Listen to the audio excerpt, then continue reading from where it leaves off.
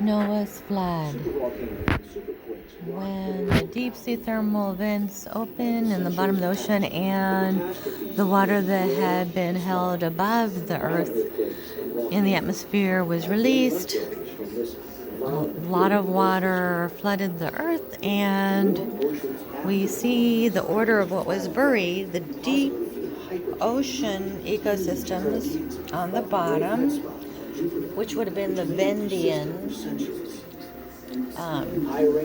layer, and then next the hot water reefs, coral reefs, which the what we see are the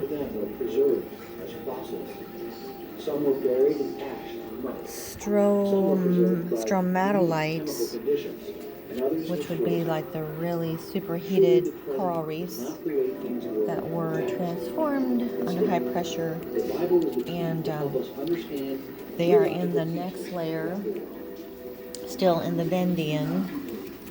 And then the next layer that was covered up was shallow seafloor, and there it says the floods happened 50 years ago.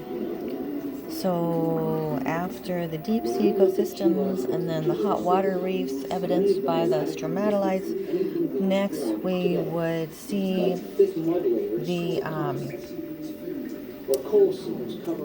shallow seafloor ecosystems, or shallow seafloor biomes, that were carried further out to sea and reburied. And the evidence of that are the trilobites, which also are accompanied by a lot of fossils from many exotic ocean environments. So all over the world, all the environments disturbed and redeposited. And here's a large trilobite fossil. Then the next layer was the floating islands or floating forests, and the bark rubbed off the floating logs, became waterlogged and sank to the ocean bottom, and bark layers are buried, compressed, and coalified into coil seams.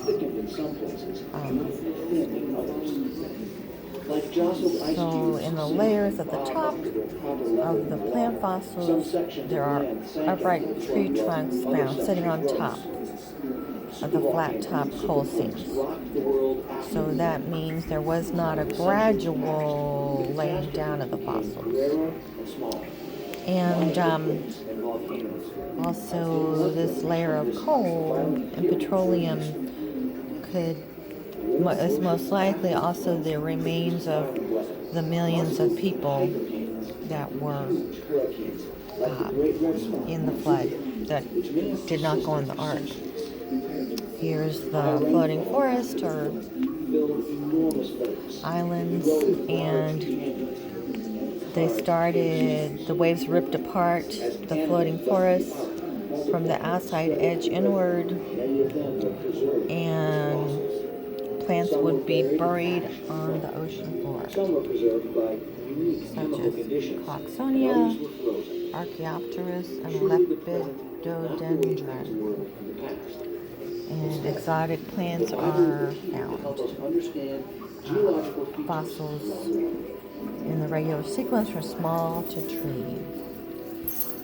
Possible evidence of a huge pre-flood floating forest or island. Then here are the coastal dunes. Again, the tidal waves hit the shorelines, tore apart beaches and dunes. Sand and animals dragged out to sea and deposited in thick layers. This would be above the Carboniferous coals, that layer. So extensive sandstone deposits are found on all the world's continents. Even on mountains, you will find sandstone. So that shows a universal flood, universal deposit of sediments spread throughout all the world. And as the sea level rose, flood waves reached farther and farther inland. ecosystem after ecosystem was carried out to sea and buried. Above the Permo-Triassic sandstones, there are fossils from exotic land communities, including hundreds of dinosaur species. How the flood and its aftermath could have shaped the world today.